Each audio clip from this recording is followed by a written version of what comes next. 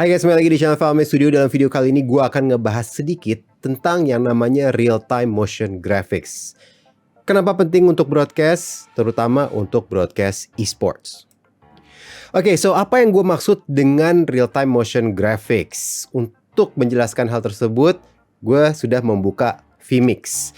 Simple banget, ini buat gue ya.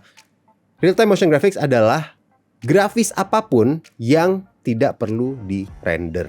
Ya, jadi contohnya seperti ini. Di sini gue sudah ada sebuah video ya. Ini adalah sebuah video transisi dan gak akan gue play.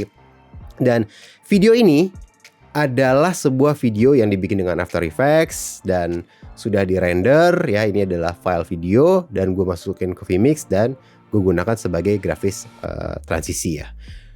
Video ini ya tidak bisa gue rubah di tengah jalan ya. Kalau misalnya gue mau rubah tulisannya, logonya, segala macem, itu harus gue render ulang di After Effects ya. Jadi ini sudah mateng dan tidak bisa diapa-apakan lagi.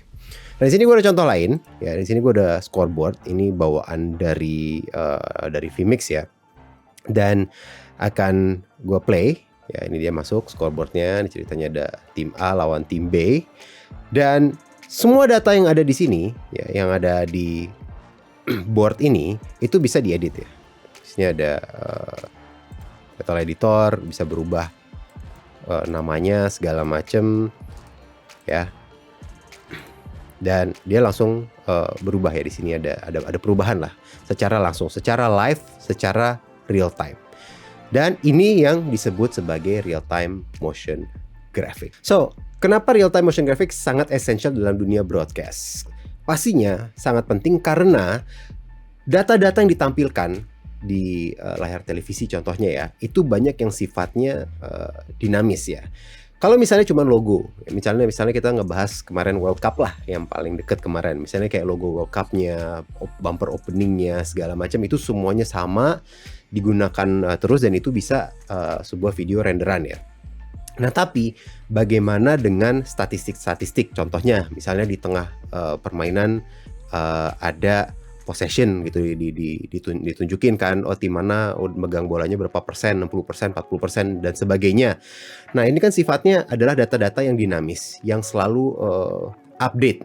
Sama juga dengan esports ya. Contohnya di esports PUBG gitu kan, ada yang ngekill terus muncul datanya terus apa KDA-nya berapa dalam game, bunuhnya berapa, matinya berapa, segala macam. Ini kan sifatnya dinamis.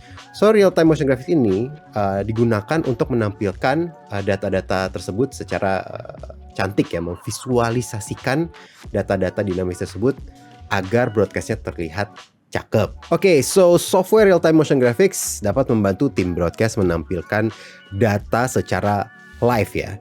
Tapi mungkin pertanyaan berikutnya adalah, software ini narik datanya itu dari mana sih? Dan jawabannya sebetulnya banyak ya, tergantung softwarenya dan lain-lain. Tapi sebenarnya bisa diklasifikasi jadi dua aja ya. Pertama, dia nge-pull data, yaitu data yang diinput secara manual, dan yang kedua data yang ditarik secara otomatis. Gue akan ngebahas yang manual dulu. Jadi misalnya teman-teman ada event esports nih ya, terus mungkin gamenya PUBG gitu ya, terus oke, kita ada satu operator nih yang tugasnya dia adalah mungkin gitu ngitungin kill, ngitungin sisa berapa orang segala macam, dan dia nginput secara manual ke sebuah Google Sheet atau ke sebuah Excel ya. Nah, nanti software real time motion graphics-nya akan melihat, mengepul data tersebut, dan ketika operatornya mau menampilkan datanya, data tersebut yang akan ditampilkan. So, ini dari vMix juga sudah bisa melakukan itu ya. Contohnya nih, ya ini kan data si scoreboardnya ini. Kalau gue klik kanan, ya gue akan ada title editornya. Dan ini title editornya bisa dilihat ini ada yang namanya data source ya. Data source, dan ini kalau gue manage, gue tambah data source, ini dia bisa ngambil dari Excel atau Google Sheet. Jadi bisa ada beberapa operator terpisah yang mereka ngitung statistik segala macam dan nanti akan terupdate ke board ini ya. Oke, so itu contoh yang manual ya. Kenapa manual? Karena ada manusianya ya. Harus ada orang yang ngitung, harus ada orang yang input, makanya manual. Nah, sekarang gue pengen ngebahas yang otomatis. Mungkin teman-teman yang sering nonton turnamen PUBG pernah melihat grafis yang mirip seperti ini ya. Ini adalah bisa grafis yang untuk nunjukin lagi ada berapa orang yang hidup di masing-masing tim, ya kan. Ini kan yang merah tuh yang udah mati, yang putih masih hidup. Dan kalau misalnya points-nya naik, dia akan otomatis yang poinnya lebih naik ke atas gitu kan. Terus yang udah mati turun ke bawah. Pokoknya dia sifatnya grafisnya itu dinamis dan dapat berubah secara real time. Nah, ini kan nggak mungkin ya ada manusia yang ini mati terus nginput, ini mati terus ngapa, poinnya berapa segala macam. Ini semua update secara otomatis, nge-pull data langsung dari gamenya menggunakan API ya. Nah, mungkin buat teman-teman yang belum paham API bisa pause videonya dulu, Google dulu apa itu API, terus balik lagi nonton videonya ya. Karena ini bukan video penjelasan tentang API. Nah, rata-rata kalau game PC itu lebih mudah ya nge-pull data dari gamenya. Tapi kalau untuk game-game mobile seperti PUBG Mobile, seperti Free Fire, itu harus punya yang namanya PC client. Dan biasanya PC client itu di-provide oleh developer gamenya ya. Ketika kita mau ada turnamen dan sebagainya, contohnya untuk PUBG, kalau kita mau ada turnamen, kita izin sama mereka, nanti dikasih PC clientnya. Nah, ketika itu udah dikasih PC clientnya ini berfungsi sebagai observer ya. Biasanya juga biar kualitas gambarnya observer itu lebih bagus, tapi juga untuk agar kita bisa mengakses dan nge-pull data-data dari API-nya game tersebut. Makanya ketika ada yang mati, terus siapa ngebunuh siapa, dan untuk grafis yang seperti ini, dia bisa langsung secara real time dapat datanya karena dia narik langsung dari gamenya dan tidak perlu ada orang yang ngawasin. Makanya ini gue sebut sebagai otomatis ya.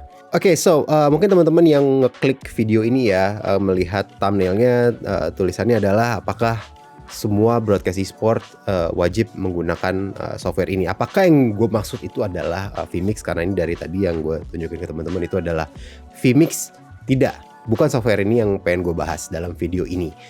Apakah vMix mampu untuk real time motion graphic? Iya, dia punya fitur tersebut. Apakah dia software yang dedicated khusus untuk real time motion graphics? Tidak ya. Jadi dia bukan software yang dedicated untuk real time motion graphics, tapi dia hanya punya fitur yang mendukung real time motion graphics ya. Dan ini seperti teman-teman lihat ya, scoreboard seperti ini, dan bisa di add input, dan sini banyak sekali contoh-contoh yang bisa digunakan ya, grafis-grafis yang sudah memang bawaannya.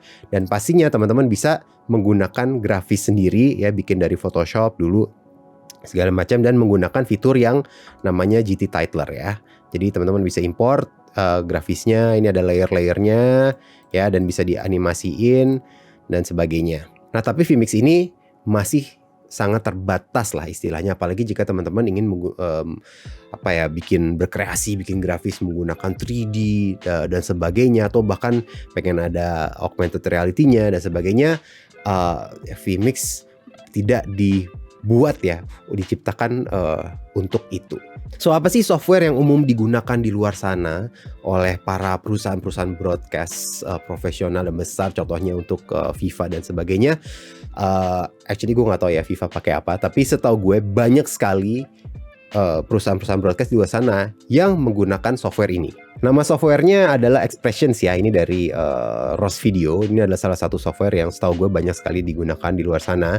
Jadi bisa lihat ya, ini bisa ada database, bisa bikin database, bisa nyimpen grafis segala macam, dan ini kemampuannya bisa 3D, bisa banyak sekali ya. Ini pokoknya ada software yang sangat-sangat powerful, tapi juga sangat-sangat mahal. Nah, software yang ingin gue share ke teman-teman dalam video kali ini sebenarnya adalah software ini ya, Wasp 3D. Dan kalau teman-teman, gue akan taruh linknya ya, teman-teman bisa ngeklik nanti, dan jika teman-teman sudah nyampe ke websitenya, kemungkinan besar teman-teman akan bingung. Sama seperti saya pertama kali ketika ke website ini sebenarnya software apa sih? Banyak banget. Ini ada Express Pro, Virtual Esports Connect, dan contoh-contohnya tuh banyak sekali ya. Ada virtual set, segala macam. Dan memang dari Wasp 3D ini mereka adalah one stop solution untuk berbagai macam solusi broadcast ya.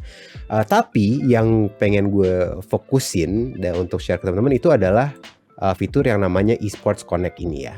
Ini adalah salah satu fiturnya, dan dia memang software ini memang dibikin untuk mendukung teman-teman broadcast yang ada dalam dunia e-sports. Buat teman-teman yang kepo ya, bisa ngecek video galeri mereka. Ini gue akan nge-play salah satu videonya ini untuk PMPL South East Asia Finals, dan di sini teman-teman bisa melihat betapa keren ya grafis yang mereka gunakan. Di sini banyak sekali statistik dan sebagainya yang mereka tampilkan ya. Ya ini hostnya buat lower third-nya ini menggunakan software mereka, untuk munculin ini AR-nya juga menggunakan software mereka, dan ini untuk statistiknya juga sama ya, menggunakan software mereka juga. So ini memang softwarenya sangat-sangat powerful ya, sangat-sangat powerful. Tapi memang kalau dari kita ya, Valme Studio saat ini masih hanya fokus untuk menggunakan software ini untuk menarik API dan memunculkan statistik-statistik seperti yang ada di sebelah kanan ini ya, untuk WWCD forecast ya kan, untuk ke trigger kill seperti ini ya. Ini hal-hal yang bisa istilahnya mengupgrade productionnya teman-teman lah, broadcast teman-teman menjadi lebih kece lagi. Oke, so jadi saat ini ya kita sudah menginstal si Wasp 3D Esports Connect ini di salah satu PC kita ya. Bapak Aris boleh tolong dibantu lagi tampilkan grafis yang menarik di sebelah saya. Terima kasih. Gue tidak akan menampilkan softwarenya dalam video kali ini karena banyak sekali fitur-fiturnya segala macam. Tapi jika teman-teman tertarik dengan real time motion graphics, tertarik dengan si Wasp 3D ini dan gimana caranya kita bisa nge-pull data, mau itu secara manual atau itu secara otomatis menggunakan API, buat teman-teman yang tertarik dengan semua ini, pastinya pantau terus Valme Studio ya, dan silahkan tulis di komen. Gue seneng kalau ada yang nanya-nanya, jadi kita juga bikin konten videonya bisa sesuai apa yang dicari teman-teman ya. Tapi intinya adalah ya, pastinya kita sebagai PH Valme Studio tahun ini pengen bisa lebih baik lagi, pengen productionnya kualitasnya naik, dan kita seneng banget menemukan si Wasp 3D ini untuk ngebantu kita untuk menjadi solusi motion graphics ya. Karena sudah lumayan lama kan kita kayak aduh ngelihat yang acara-acara gede, oh keren banget gimana sih caranya gini, dan sekarang kita sudah mendapatkan jawabannya lah istilahnya. So oke, terima kasih Bapak Aris ya. Again untuk softwarenya gue akan tunjukkan di video berikutnya, boleh di take out grafisnya. Terima kasih buat teman-teman yang sudah nonton, dan jangan kemana, sampai ketemu di video berikutnya.